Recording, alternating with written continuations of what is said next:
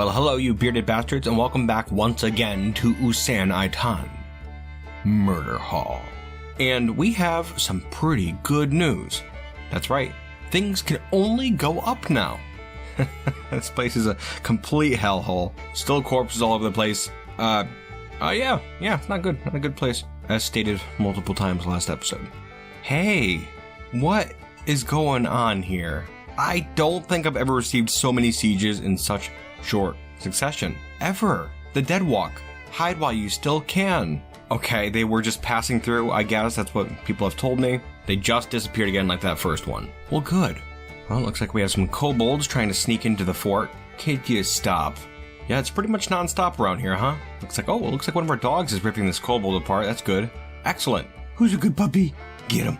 There we go. Done deal. Oh, we have another one over here, too. Come on, somebody get this thing. I don't know why it's not just running away.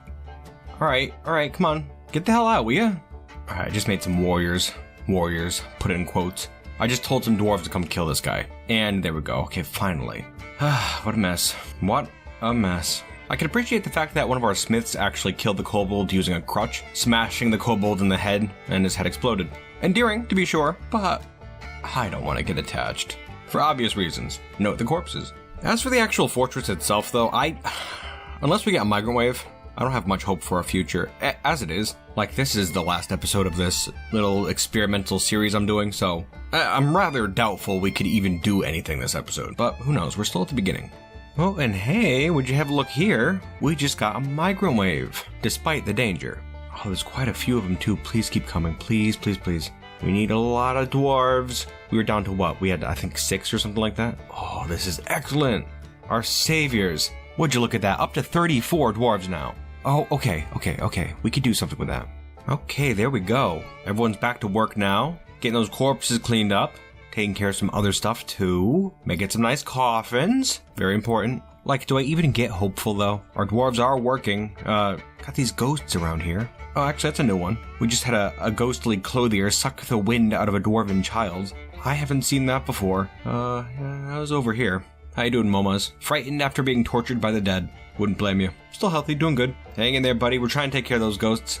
Yeah, in this hall over here, we have these 2 ghosts just kind of like, just hanging out, I guess. Both of them are sadistic ghosts. They must just go around torturing people. Actually, earlier on, I didn't mention it. We had a cat who was found contorted in fear. Probably one of these ghosts, huh? Yeah, we should probably do something about that. Well, there's actually another one down here, too. Another, sadistic ghost. That's 3 of them. I don't recall seeing those before. I wonder if they were, I like that. I do like that. Hey, here's how you know things are starting to look up. We just had a new artifact made. Sodel Umer Morol, the Mason, has created Iluladol, a cave spider silk tunic. He claims it as an heirloom in the name of the family ancestor Obak. Just Obak. Cave spider silk tunic, all craftsmanship of the highest quality, encrusted with all kinds of crazy crap. Horsebone, spikes of clear tourmaline. Yeah, big fan. You know, just now noticing how many books we have just scattered around our mop. Our mop? Idiot. How many books we have in our map. The Larva and the Wisps, a monster of evil parchment scroll. Sounds like a good read. Nope. Not gonna do it, not this time. The forgotten beast Rohir Rathig Sassam Sith Agu has come.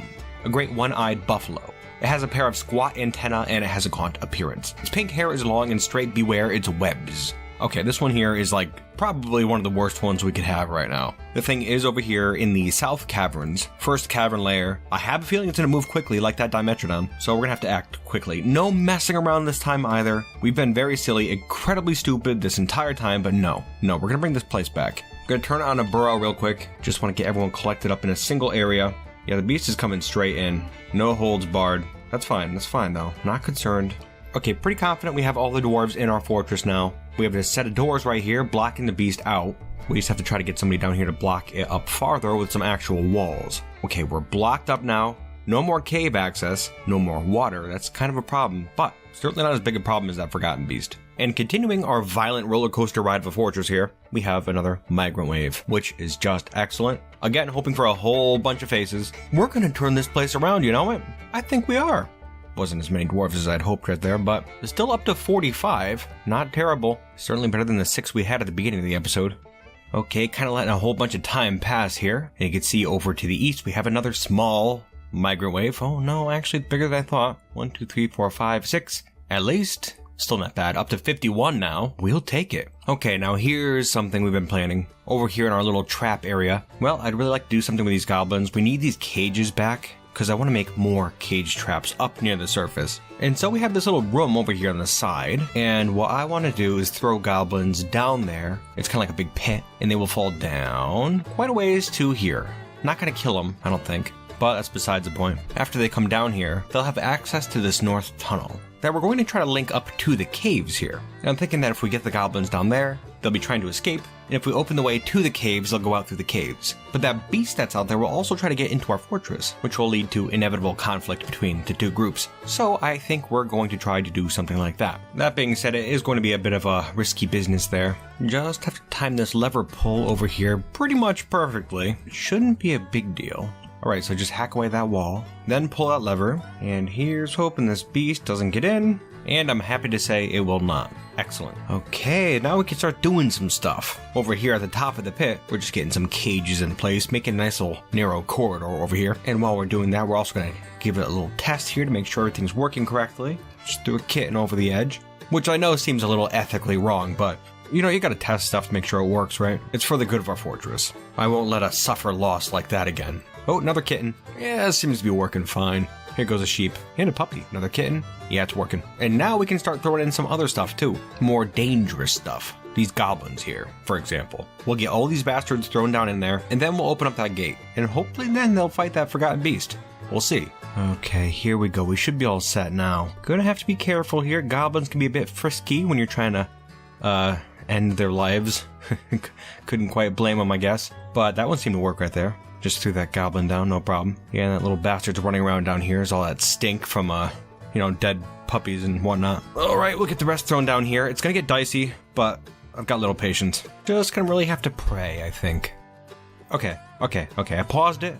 The very first goblin we tried to take out of a cage, just chased this guy away over here. That's not good. Oh, that's fun. Another forgotten beast. Asaga ivifano equila defii. An enormous eyeless theropod, knobby antenna, undulates, feathers, and webs. Okay, cool. This one, like that last one, can't get to us, so I'm not too concerned about it. What I am concerned about is this goblin hammerman over here, chasing down and murdering one of our dwarves. Okay, you did it. You want to get out now? I thought the whole system would go a lot better, to be frank. Did not go well at all, actually. Well, he's running out now, so won't be a problem. What's even happening right here? What's going on? Oh, the giant coyote that we got from the elves. It went after the goblin. Okay, that was pretty cool. And the goblin wandered into our tavern and was killed by all of our dwarves. Okay, that works. Now, as for this whole goblin situation over here, it should have worked a lot better than that. I don't know why that happened. Let's try again. Okay, a dwarf has a goblin. Bringing it over and throwing it down, no problem. Let's repeat that a whole bunch. Alright, time keeps cranking forward here. I'm just really trying to get some stuff done, you know? And over here in our tavern, well, we had this notification. Nazushad was seen being stolen. And so we had a look, and it was one of these corrupted slayers, these intelligent undead who have been hanging around forever. One of them had it, and still has it. So we do have a small military now. They have weapons and stuff. We attacked the undead in question, but then I'm pretty sure these other ones started attacking us too. We're fighting back, but I guess we'll see what happens. They seem kinda tough. Unpausing. Yeah, they're in here, they're fighting, it's one guy, so I don't really know. Yeah, look at that, this human, corrupted slayer, that's what the type of undead is, has Nazushad. It's an artifact we made, it was a earring or something like that. I figured we could knock the guy down, no problem, but here we are. We're losing dwarves left and right here. That's pretty stupid, that's really stupid. Okay. Gonna disband all of our squads, and we're gonna run like cowards back into the fortress, hopefully. And like, maybe they'll just leave us alone. I mean, that's pretty dumb. It's pretty dumb right there. I don't really know what the deal is. Looks like that undead has made it out of our fortress and is now running away down the hillside with our artifact. Okay, have it, I guess. Damn it. Burrow off. Let's get back to work. More corpses to deal with. We did get another migrant wave, by the way. I think we're up to like 60 dwarves, but now we're back down in our 50s. We have some corpses to deal with. Back to that whole stress system thing. Guys, I really like this stress system a lot. You can see here the little red downward arrows. We're not completely free from stress, but it's really starting to take a toll on these dwarves, which, based on the context of this world here, this savage fantasy world where people regularly die, I think that's completely normal, right? In a world like this, it's gonna take a little bit more for people to get stressed. I'm still gonna have people fight me over it too. Kruggsmash is a simulation. You wouldn't feel good about seeing so many corpses. Nah, to hell with you. Anyways, back over here, our whole goblin dropping thing. As I said, a lot of time pass. And this thing's been a pain in the ass trying to get these goblins down here. I didn't set it up properly. I haven't done something like this in a long time, and this whole thing is not working. That being said, we have gotten nearly all the goblins down there. I think there's just about 3 left in cages. Not too concerned about it though. Stay in the cages, you bastards. I'm interested in trying this whole thing out. Looking down below, you can see all the goblins running around like maniacs. There's a few dead ones that did not survive the drop, or rather they look to have survived it for a few moments anyways, crawling down into the tunnel and then expiring. Just the archers, I wonder why that is. They don't have good helmets perhaps. That would make sense, it would. But yes, I'm gonna give this a try. If somebody could kindly pull this lever, that would be great. Thank you. And now having a look down below, the bridge is open and the goblins are streaming out into the caves. Beast, now is your time to shine, get over there. Beast is running somewhere, please to the goblins. Okay, just kill the goblin, keep going, keep it up. 2 goblins, spraying those webs out as it kills them. Oh, go up there, there's some running by. Wake up, dude. If you want to be our new diplomat, then you gotta be on your game. There we go. Yeah, it's a little trickier to spot the goblins and chase them down out here in the caves, I imagine. But the big bastards trying their honest best, I suppose. And, well, to be fair, I killed more goblins than our last diplomat. Yeah, we'll keep you on for now, my friend. Oh, yeah, 1 more goblin there. And look at that, another migrant wave. I'm honestly pretty shocked that we're still getting these things. This is a rough fortress. Well, come on in. Got some more corpses to clean up. You'll want to get used to that, like, as fast as you can. It's a pretty regular thing. Okay, back up to 64 dwarves now. Got some crappy food and, well, we do have drinks. Really not too bad. Yeah, we'll have to get these corpses cleared out of here. Let's see, look at that. Our dwarves are stressed. You can see little red downwards arrows. Excellent. You know, I've kind of just been tooling around in the background for a little bit now. Trying to clean up the fortress just a tad. What is this? The enemy have come and are laying siege to the fortress. That's a human civilization, I think. They might just run away, though. And they did. Okay, never mind. False alarm. What the hell was I saying? Right, yes, doing some background stuff. This fortress is a mess, as you well know. But I've noticed more and more stressed out dwarves. This system, you know, I'm gonna keep talking about it. That's kind of the point of this whole series, after all. Yeah, man, I gotta say, I like it a lot. A real lot. We have a bunch of upset dwarves now. I just love that wiggle room that you have before they start getting upset, because it used to be when they start getting upset, they start throwing tantrums, make everyone else upset, and then it feels like impossible to get things back on track. Frustrating. This though, this I like.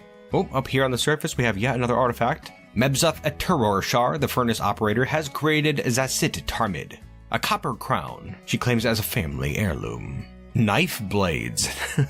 Awesome. And, well, I guess I don't know how much it's worth. We don't have like a broker or anything. A copper crown encrusted with oval sphalerite cabochons decorated with sheep wool and encircled with bands of wolverine bone. Hanging rings of copper and menaces with spikes of cherry wood. I like this a lot. Knife blades. The crown of Murderhall. Maybe we'll get that one underground. Maybe. What a mess. You know, we are starting to get to the end here, and since this is the last episode, you know, we can't really do much else, I don't think. And so, you know, I guess I kind of feel like I'm filling the air slightly with pointless info. You know, I'm kind of afraid I'm gonna start feeling like I'm like wasting your time or something like that, you know? I don't know. I don't really want to like let you go. Kind of was shooting for a 20-minute episode here, but here we are. Hi, how's it going? I don't normally do the whole face cam thing for these, but I figured, what the hell. You'll notice I've slowed down my speech a tad, just because, like, normally when I'm talking, I talk really fast in, like, little short bursts, but, then just, like, pause and think for a second. That's just kind of how I talk, but, like, when I'm doing these episodes, if I kept pausing, I think that would be more annoying than just, like, having a single constant stream of word vomit, I guess. So that's why I edit it out most of the time.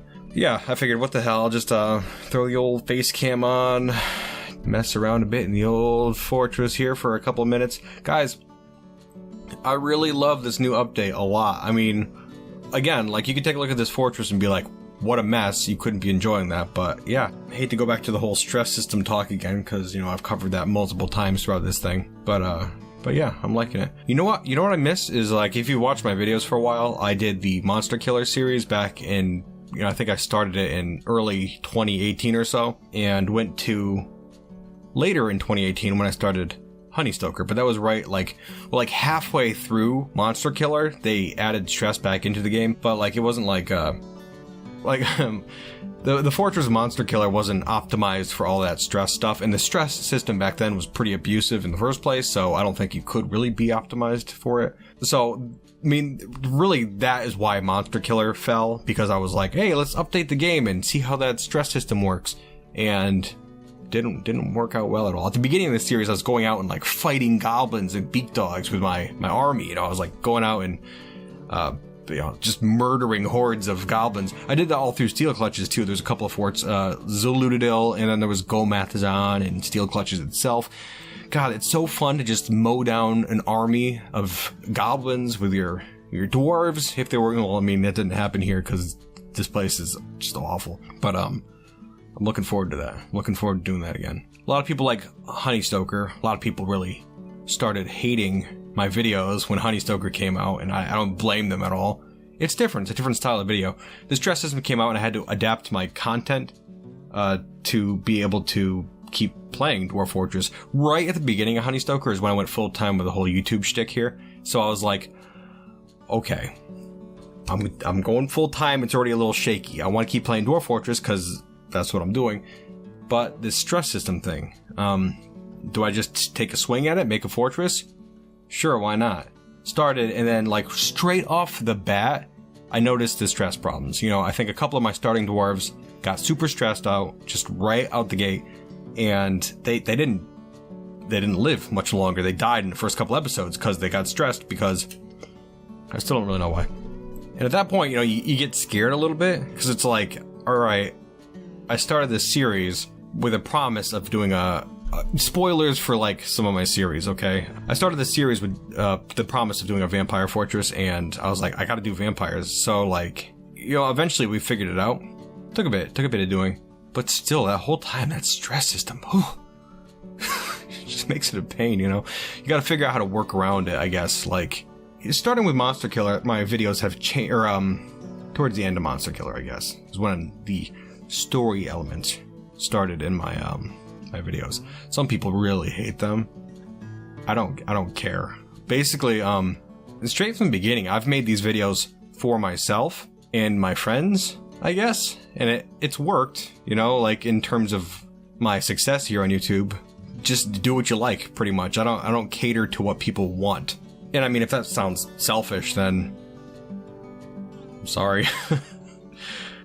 Yeah, I'm just kind of rambling now at this point, and I hope that's all right. Yeah, some people really hate the story stuff that I do, and, you know, think it's so cringe. Again, I don't care. That's fine. I'm doing it to entertain myself, I guess. Like, having fun with it. That's the whole thing here. Recently, though, I will say that like the Watchful Eyes series that I'm currently working on, it's taken an awful lot of work. You know, views have dropped off majorly too, which again, I don't really care so much about. I make the videos for myself, and I do have fun making them. I put so much effort into these things because I want to, and it just feels so misguided, especially when viewership is going down, you know? I mean, it's kind of like last year when I started doing only 3 videos a month, which I don't particularly care for, but I was killing myself, and I've continued to put more work into these. It's foolish. It's misguided. I hate it. Not making videos. I hate that I work so much. And I don't know, just playing through Murderhall here has really, I think, changed my outlook on just my videos and stuff. Like, I think a few things actually came together here. The fact that I work so much and I'm killing myself and I need a change, A.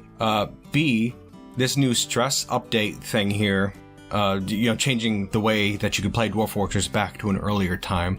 Those two things met. I feel like there's one other thing. Oh my god. Oh, then I guess just making Murderhall. I didn't really do it as a attempt to try to change up my content or anything like that, but just seeing that I can make videos simpler and still have people enjoy them has, you know, just allowed me to see that possibility. So I'm going to finish up the Watchful Eyes, and I'm going to put as much effort into it as I have been this entire time. Because, like, there are still people out there watching it, and even if there was one person watching it, I'd still want to put that much effort in because I don't want to betray that trust, certainly. That'd be kind of awful. But I think after Watchful Eyes is over, I'm going to just make a change as to the nature of my content here on YouTube. And I think it'll be good. I think it'll be good. It will be good for me. It definitely will be. More careless, I guess. Like, you know, this sort of stuff, but like toned down. I'd like to do a murder haul with like just imagine if we cared more. If I cared more throughout the course of this series right here. You know, drew some pictures. Not a zillion pictures like I have been. But like, you know, like for like the Forgotten Beasts, I want to see what those look like. I really want to. I can't really picture things in my head unless I draw them, which kind of stinks. You know, but like I have no attachment to this fortress because I haven't drawn anything. And so, I mean, this is what we get over here. Just a mess of miasma and corpses. Those red down arrows are really starting to pop up now rapidly. Anyways, yeah, I think we could expect a change at some point in the future after the Watchful Eyes, and I'm excited for it. If you're not, sorry, but I'd say give it a chance. Whatever happens, I think it'll be fun. I do have a good feeling about that. As always, feedback is appreciated.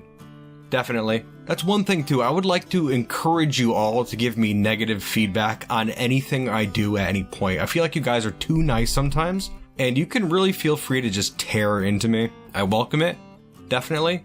And nobody will give you a hard time in the comments, because if, you know, somebody doesn't like what I'm doing and they criticize me and somebody else argues, I don't want any argument. Like, your opinion is valid no matter what it is.